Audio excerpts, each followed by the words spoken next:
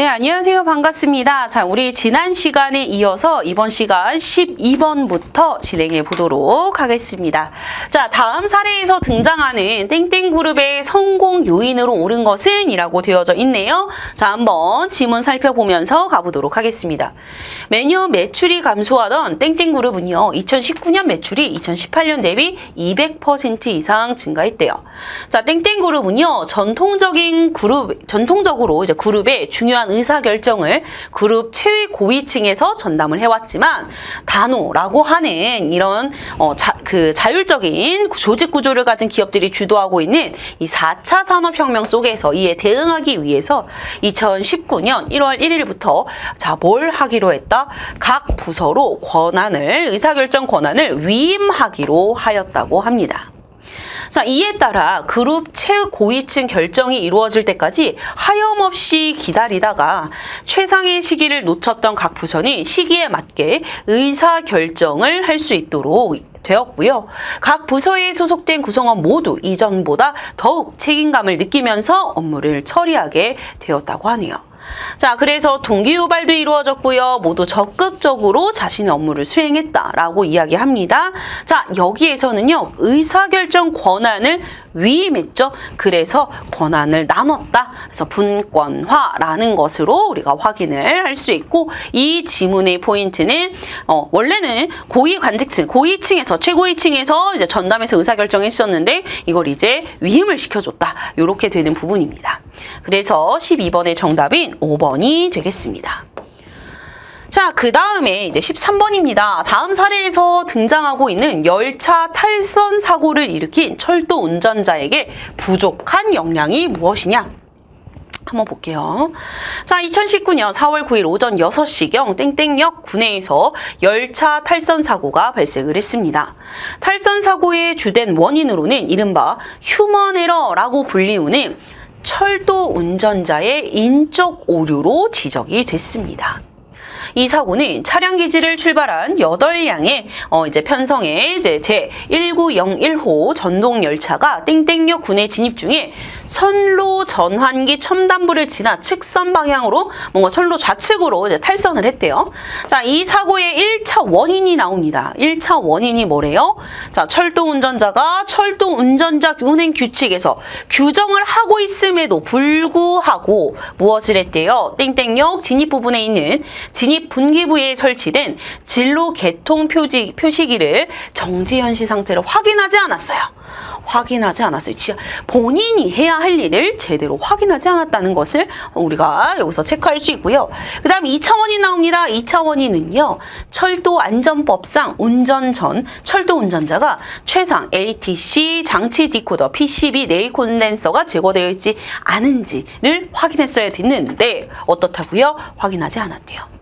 아하, 본인의 역할을 제대로 수행하지 않았네요. 자, 따라서 법을 지키지 않았던 3번입니다. 자, 근데 여기에서 많이들 오해하고 좀 이렇게 오답으로 많이 고르시는 것 중에 하나가 책임의식인데요. 자, 우리 책임의식부터 보고 갈게요. 책임의식이라고 하는 거는 어떠한 일이 있어도 수행하는 것을 가지고 책임의식이라고 이야기를 하고요. 자, 정직이라고 하는 것은 속이거나 숨김이 없이 바르게 행동하는 것을 의미합니다. 자, 근면이라고 하는 것은 부지런하고 끊임없이 꾸준한 자세를 유지하는 거예요. 이것을 얘기합니다.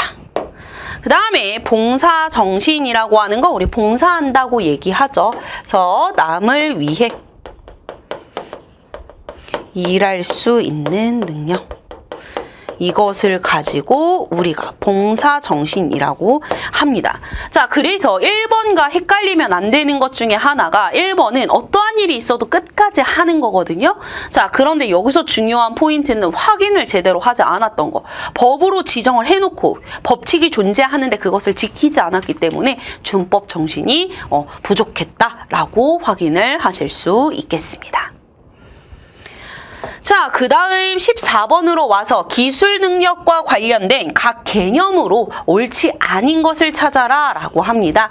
자, 요와 이어 정답은 4번인데요. 자, OJT라고 하는 것은요, On the Job Training 이라고 이야기를 해요. 자, On the Job Training. 자, 그래서 여기에서 즉 다시 얘기하면 업무 중에 트레이닝을 받는다 이런 뜻이거든요. 자, 그렇기 때문에 OJT의 경우에는요, 업무 수행 도중에 이루어집니다. 업무 수행에 중단 없이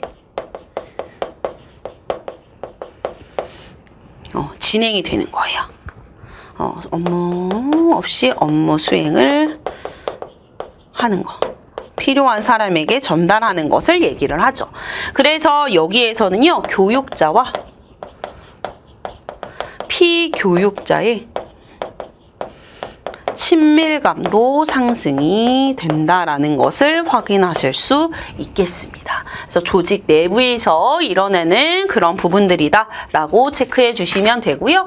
자, 노화이라고 하는 거 기술이 어떻게 성립하고 작용하는지 원리적 측면에서 중심을 둔 거고요. 벤치마킹이라고 하는 것은요, 이제 주변에서 좀 더 잘하고 있는 뛰어난 업체가 기술, 아니면 상품이라든지 기술이라든지 이런 것들을 해서 합법적으로 응용하는 것을 의미하고 있고요. 노하우라고 하는 것이 경험적이고 반복적인 행위를 통해서 얻어지는 것이다. 이렇게 체크해 주시면 됩니다. 그 다음에 매뉴얼은 어떻게 사용서, 설명서, 편람, 안내서 이런 것들을 얘기를 하는 거죠.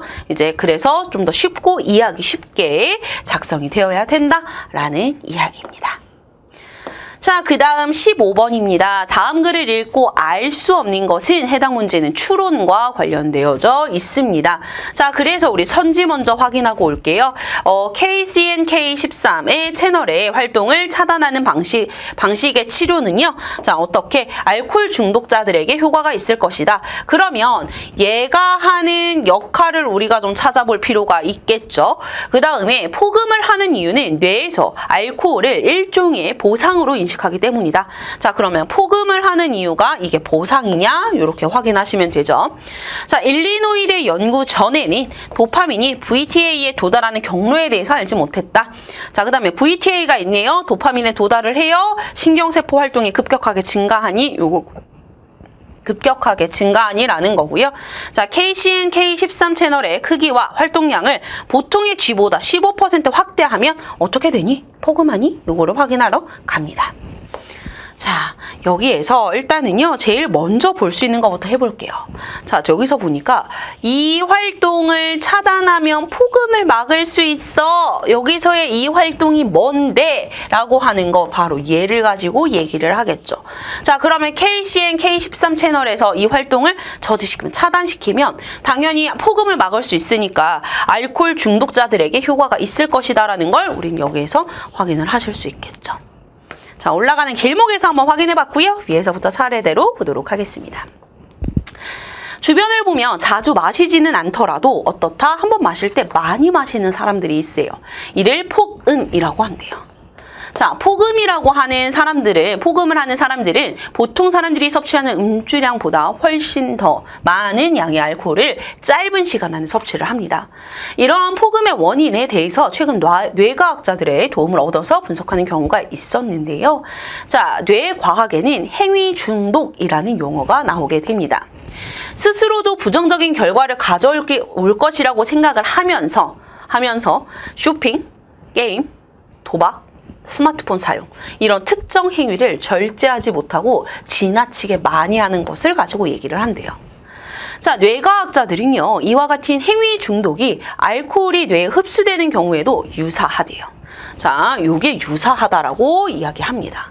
그들에 의하면 알코올이 뇌에 보상 중추 안에 있는 신경세포를 자극을 합니다. 그래서 도파민을 분출하도록 만드는데요. 이 도파민이 보상을 담당하고 있는 화학물질입니다. 보상이래요, 보상. 자, 그래서 이 도파민은요, 음주하는 사람의 뇌 속에서 현재 보상을 받고 있다는 신호를 주면서 음주를 계속하게 한대요. 자, 즉 다시 얘기하면요, 이 이 도파민이 지금 포금을 하는 이유가 뇌에서 이 알코올을 일종의 보상으로 생각하고 있다는 거 우리가 확인하실 수 있겠죠. 자, 그러면서 이 신호가 직접 전달되는 곳인 뇌의 보상 중추인 복측피계 영역, 즉 VTA라고 되어 있죠. 자, 과학자들은 이 복측피계 영역에 도파민이 도달하면 이 신경세포 활동이 급격히 증가하면서 활발해진다라고 이야기를 하고 있습니다. 자, 그래서 요걸 통해서 자, 여기 보시게 되면 복측피계 영역에 도달하면서 활동이 급격히 증가하면서 활발해진다라는 거 발견했다라고 하는 거 여기에서 우리는요 4번을 확인할 수 있습니다. 복측피계 영역 즉 VTA 됐죠? 자, 그런데 여기에서 뭐라고 했냐? 도파민이 어떠한 경로로 복측피계 영역에 도달하고 있는지는 밝혀내지 못했어요. 자, 그런데 최근 이 경로를 일리노이대 후성유전학 알코올연구센터에서 밝혀냈습니다. 그럼 이 전까지는 몰랐다라는 것을 우리는 여기를 통해서 몇 번을 확인하실 수 있다? 즉 3번을 확인하실 수 있다. 그럼 1번 나왔고 2번 나왔고 3번 나왔고 그래서 여기서 4번도 나왔습니다. 그럼 5번은 어디에서 확인할 수 있느냐? 자, 여기 밑으로 좀 더 내려와서 볼게요. 일리노이대 연구팀은요, 연구를 위해서 KCNK 13 채널의 크기와 활동량을 보통지보다 15% 축소했어요. 자, 그랬고 그 다음에 알코올을 제시를 했어요. 결과적으로 보통의 쥐보다 30%나 많은 양의 알코올을 포함하기 시작했다. 자, 그러면요 15% 확대를 해요. 더 많은 포금을 할 거다. 이거는 알 수 없죠. 적게 이제 보통지보다 이 활동량을 줄였더니 더 많은 게 했다. 이렇게 이야기를 하고 있는 거잖아요. 자, 그래서 이 부분을 가지고는 우리가 5번을 확인을 할 수가 없다라는 것으로 체크해 주시면 되겠습니다. 자, 즉 명제에서 따지면요. 우리가 A면 B야라고 했는데 이거를 바꿔주면 역으로 보시게 되면 이게 결과가 될 수는 없다. 이것까지는 알 수는 없다. 라는 거 체크해 주시면 되겠습니다. 즉 여기나 대우 같은 경우에는 여기나 이 같은 경우에는 이게 참이 될 수도 있고 거짓이 될 수도 있는 부분들이 있었기 때문에 그렇겠죠. 자, 16번 갑니다. 다음 글 속에 밑줄 친 A가 적용된 발명품이 아닌 것은? 이라고 했는데요. A라고 하는 거 뭐라고 했냐면 추출이라고 했어요. 추출이라고 하는 거 뒤에 나오는데요. 전체를 다 취할 필요 없이 필요한 부분만 뽑아서 사용하는 겁니다. 자, 그래서 이제 보시게 되면요. PB 상품이라고 해가지고 이건 뽑아서 대기업에서 생산하는 게 여러 가지가 있는데 그중에 뽑아서 가는 거죠.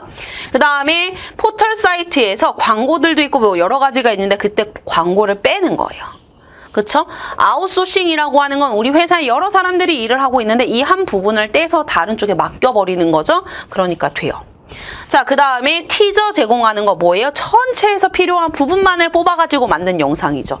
자, 이에 반해서 접이식 키보드는요, 무엇을 가지고 하냐면 얘는 키보드가 원래 펼쳐져 있는데 얘를 접었다 폈다 하는 거잖아요. 그래서 이 아이는요, 역동성의 원리라고 합니다. 역동성의 원리가 적용되어 있는 아이다. 따라서 적용된 발명품이 아닌 것은 4번이다 라고 해서 확인하실 수 있겠습니다. 자, 그 다음에 이제 17번인데요. 17번도 한번 보고 갈게요. 땡땡공사 신입사원 워크숍에서 사회를 맡은 최 대리는 간단한 퀴즈를 내고 마친 직원에게 10,000원짜리 상품권 주기로 했어요. 맞추면 10,000원을 준대요. 자, 얼마 줘야 되느냐 했습니다. 자, 봤더니 이진수로 표현한 111, 111, 000 6가지 글자가 있어요. 선착순 5명. 자, A 사원인데 1의 보수에 대해서 물어봤어요. 자, 1의 보수를 어떻게 구하느냐? 자, 1의 보수는요, 이진수의 값에서 1은 0으로, 0은 1로 바꾼 값을 가지고 이야기를 합니다. 그럼 얘가 이진수였으니까 0, 0, 0, 1, 1, 1 이렇게 바꿔야겠죠. 그러니까 A 사원의 정답. 자, 그 다음에 2의 보수 있어요. 2의 보수는요, 자, 우리 아까 1의 보수 있죠? 1의 보수에 더하기 1 하는 겁니다. 1의 보수가 0, 0, 0, 1, 1, 1이었어요. 얘를 더하는데 이진법으로 더하는 거예요. 자, 그러면 1 더하기 1은 2잖아요. 근데 2가 쓸 수 없으니까 0이라고 쓰고 한 자리 올려줘요. 0이라고 쓰고 한 자리 올려줘요. 0이라고 쓰고 한 자리 올려줘요. 그럼 1, 0, 0 이렇게 되겠죠. 따라서 요 아이도 정답이다. 자, 그 다음에 이제 십진수로 나타내래요. 얘를 1, 1, 1, 0, 0, 0. 얘를 십진수로 나타낼 때 자리값을 보면 얘는 1, 얘는 2, 얘는 2의 제곱, 얘는 2의 세제곱, 얘는 2의 4제곱, 얘는 2의 5제곱입니다. 곱하시면 돼요. 그러면 32, 16, 8이 되니까 더해주시면 6이죠. 6 하나 올라가고 56. 따라서 56이 되는 건 맞습니다. 자, 그런데 얘를 8진수로 나타내래요. 그럼 어떻게 하시냐면 56을 8로 나눕니다.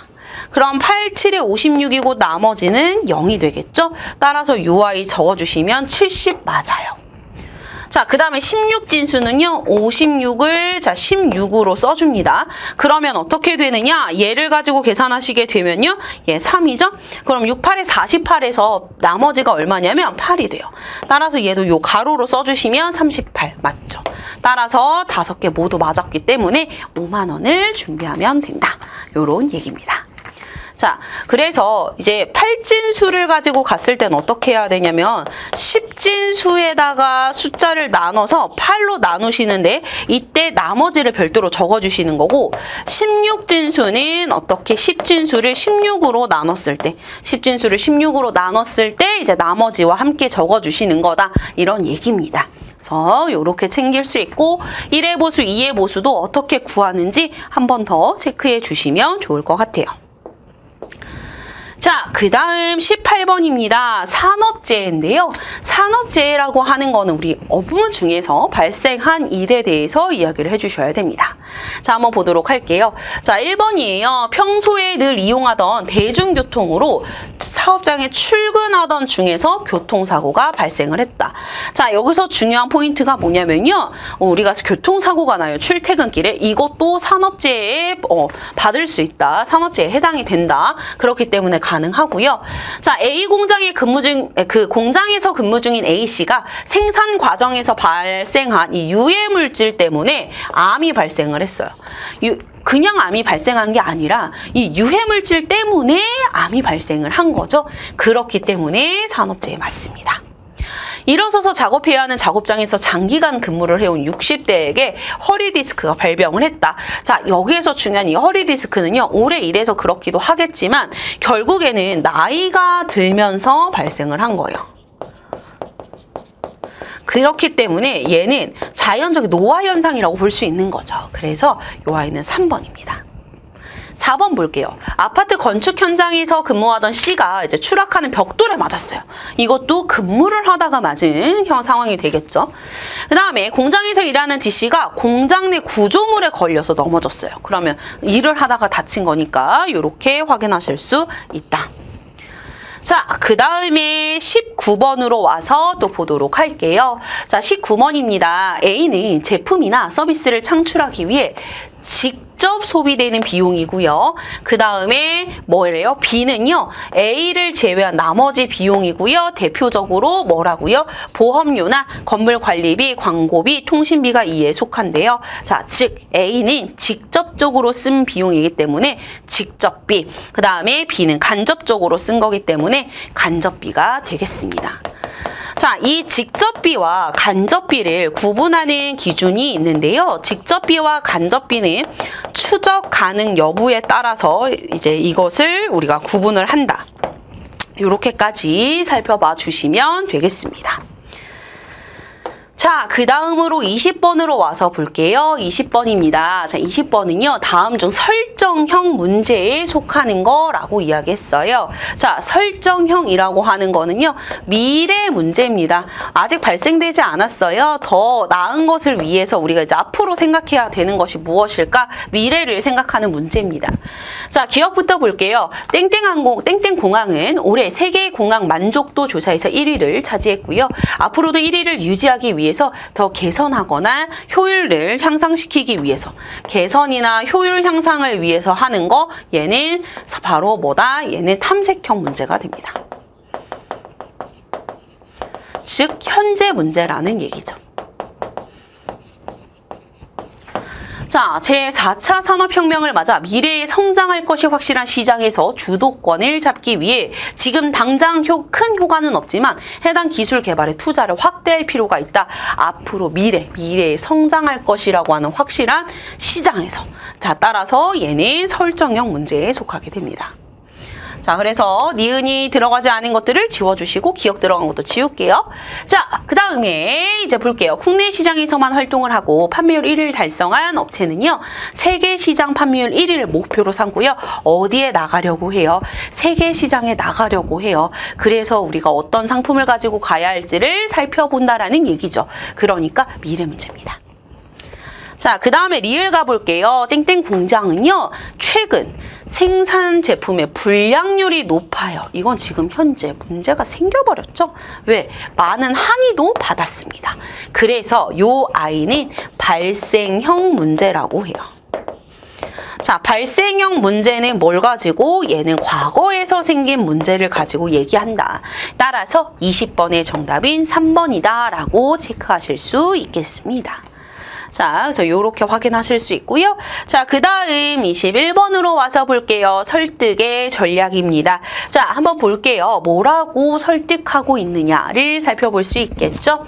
자, 6개월 전에 개봉된 어떤 영화가 있는데요. 이 영화는요. 개봉 2주째까지 흥행 참패로 여겨질 정도로 대중의 외면을 받았습니다. 영화 자체의 완성도를 떠나서 사람들이 볼 시도조차 하지 않았다는 것이 가장 큰 문제였죠.